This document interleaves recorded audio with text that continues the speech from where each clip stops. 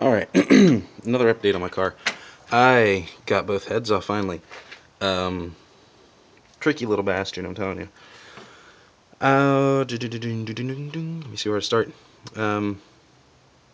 Let's start over here on the right side. Pretty much, this whole setup right here for your, one of your hoses for your radiator. Yeah, you gotta disassemble this whole damn piece right here. I mean, it's a pain to get to because you got all these vacuum lines here. You got your cooling lines that go to all the way back into the car for your heater core.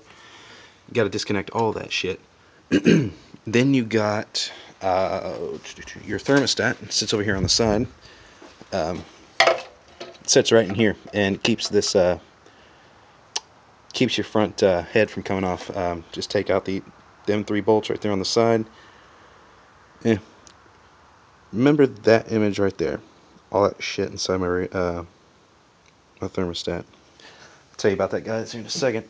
Got them out and got the heads off, and I found out that all of these cooling rings around the cylinders here were clogged up. It had a bunch of white and clear gel shit in it. What happened was, when I bought the car back in February, it had a crack in the radiator, and they'd put some stop leak in it to keep it from spreading even more and running out of water, overheating, blah blah blah. Well, it did the complete opposite of that. It leaked water, it overheated, and eventually warped out one of my head gaskets, which is... Nope, that's the good one. Right here. Oh, shit. I can't set it down because I'm on my phone, but that's what happened to it. It overheated and pretty much destroyed this, well, right there in the center is the metal gasket. Pretty much destroyed that and allowed water to flow through the heads. And when they put that stop leak stuff in there, there's these little holes. Oh, thanks, phone, for telling me I have no battery left. The little holes right there in the side sends water through, delivers it to the heads, it sends it out to the block so it can cool it down. And all it did was fill it up with a bunch of junk. So, which was what caused it to eventually snap pretty much and send water into the block.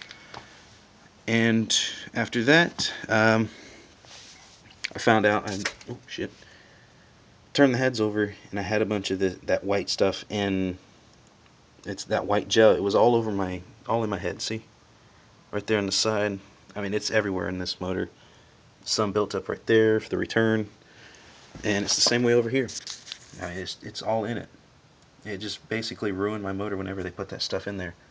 So my word of advice: do not put any stop leak inside your car, because all it's going to do, it's going to block it up. It's just going to ruin it. I mean, you can see some that's built up along the cylinder heads back here. It's everywhere. It's all over the back of my car from where I just, blew that shit out.